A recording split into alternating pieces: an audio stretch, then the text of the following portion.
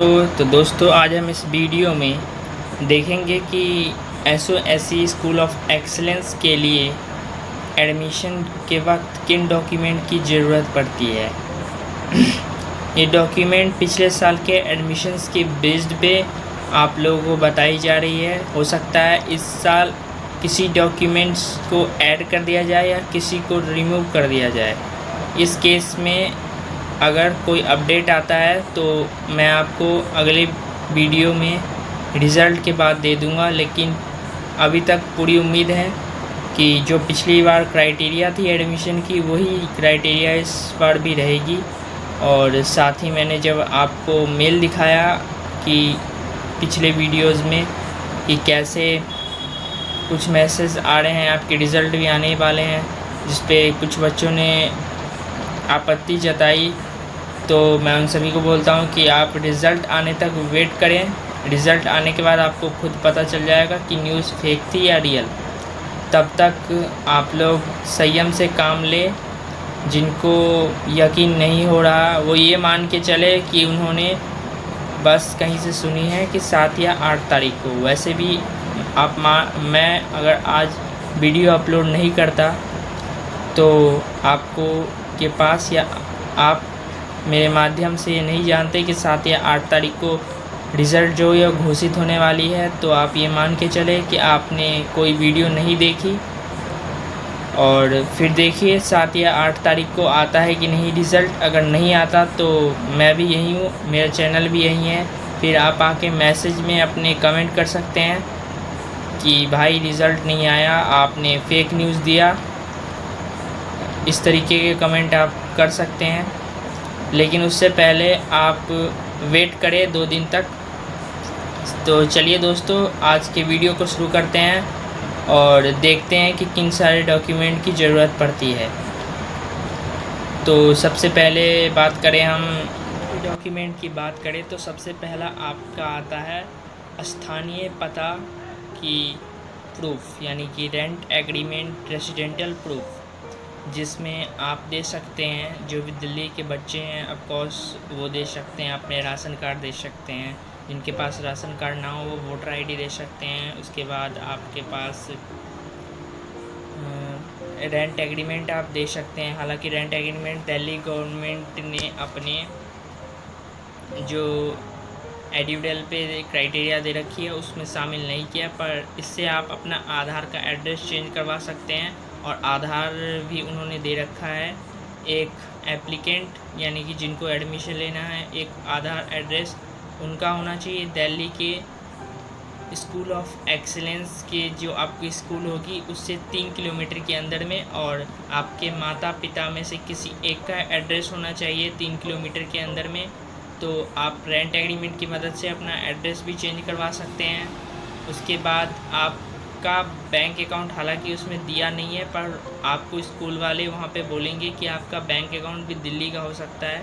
और वैसे वो आउट ऑफ दिल्ली भी ले सकते हैं, लेकिन तभी भी आप अपनी सेफ्टी के लिए दिल्ली के 3 किलोमीटर के अंदर का बैंक अकाउंट अगर आपने खुलवा रखा है तो वहाँ ट्रांसफ़र करवा लीजिए। और जिन्होंने नहीं खुलवाया है वो वहाँ पे 3 किलोमीटर के अंदर में आप एक अकाउंट खुलवा लीजिए, चाहे वो किसी भी बैंक में हो।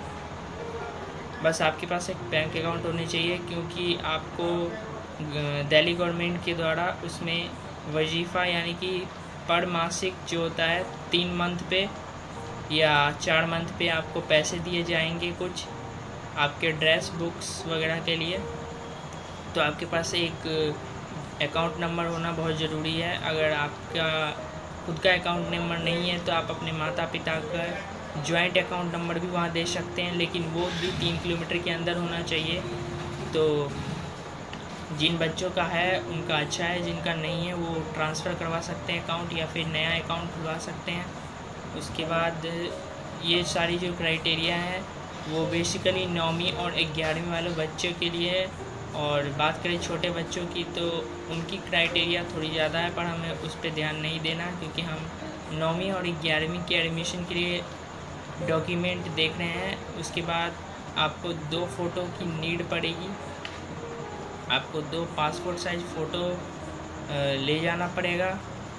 उसके बाद आपके पास डेट ऑफ बर्थ सर्टिफिकेट होना चाहिए। डेट ऑफ बर्थ सर्टिफिकेट कहीं का भी चलेगा, दिल्ली का हो, यूपी का हो, एमपी का हो, उत्तराखंड का हो, हरियाणा का हो, कहीं का भी हो, आपका वो जो है वो चलेगा। वही कुछ बच्चों ने मेरे से ही पूछा कि हम आउट ऑफ स्टेट हैं, यानी कि दिल्ली के बाहर के स्कूल के हैं, तो हमारा एडमिशन होगा कि नहीं। तो बात करें स्कूल के क्राइटेरिया की, तो उसमें साफ लिखा हुआ है कि गवर्नमेंट स्कूल के बच्चे ही होने चाहिए दिल्ली के, या फिर दिल्ली के प्राइवेट स्कूल्स के बच्चे। हालांकि दिल्ली गवर्नमेंट में बाहरी स्टेट के बच्चों को ले लिया जाता है, पर ये स्कूल ऑफ एक्सीलेंस है, तो इसमें बाहरी स्टेट का कोई क्राइटेरिया नहीं है। और पिछली बार भी उन्होंने जो बाहरी स्टेट के बच्चे थे, 2-4 जो मेरे दोस्त थे, उनको भी उन्होंने नहीं लिया था। तो मेरे हिसाब से तो बाहरी स्टेट के बच्चों को स्कूल ऑफ एक्सीलेंस वाले नहीं लेंगे। फिर भी हो सकता है इस बार कोविड का टाइम है तो वो रूल बदल सकते हैं, लेकिन फिर भी उनकी जो क्राइटेरिया इस पर आई है उसके हिसाब से भी उसमें भी लिखा हुआ है कि वो दिल्ली के ही स्कूल्स के बच्चे और प्राइवेट स्कूल जो दिल्ली बोर्ड से रिकॉग्नाइज्ड है उन्हीं के बच्चे लेंगे। फिर भी आप एक बार ट्राई कर सकते हैं स्कूल में जाकर, हो सकता है आपका एडमिशन हो जाए। अगर आपका मेरिट टेस्ट में जो मार्क्स होंगे वो अच्छे होंगे तो हो सकता है वो आपको थोड़ा रिजर्वेशन दे दे। तो दोस्तों जो भी डॉक्यूमेंट मैंने बताई ये आपके पास होना बहुत ज़रूरी है। उसके बाद अगर आपके पास दिल्ली का बिजली बिल होता है तो बहुत ज़्यादा सही है, लेकिन मैंने जो प्रूफ बताया उनमें से कोई भी एक प्रूफ अगर आपके पास है तो दिल्ली के गवर्नमेंट यानी कि दिल्ली के गवर्नमेंट स्कूल में तो आपका एडमिशन हो ही जाता है। साथ ही Delhi school of excellence SOE में भी आपका एडमिशन हो जाएगा 11th में। और साथ ही आपका जो रिज़ल्ट आएगा उसका भी आप एक कॉपी ले लीजिएगा उस समय। हालांकि वो चेक नहीं करते, फिर भी आपसे वो पूछेंगे कि आपका नाम आया था कि नहीं। इसके सेफ्टी के लिए आप अपने पास एक कॉपी उसका रख लीजिएगा ताकि आप वहाँ पे शो कर सकें।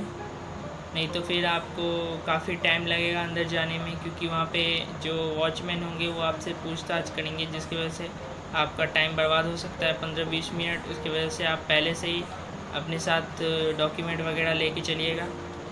तो दोस्तों ये रही कुछ बेसिक डॉक्यूमेंट जो कि आपको SOE में आपको एडमिशन दिलाने में मदद करेगी। तो उम्मीद है आप लोगों ने डॉक्यूमेंट सुन लिए होंगे। और दोस्तों एक डॉक्यूमेंट और जो मैं भूल रहा था अभी, जो भी बच्चे OBC SC ST या नीचे EWS के हैं उनको कास्ट सर्टिफिकेट नीड होगा। अगर आपने दे रखा है फॉर्म में कि आप OBC से बिलोंग करते हैं या SC से या ST से, तो आपको कास्ट सर्टिफिकेट देना पड़ेगा।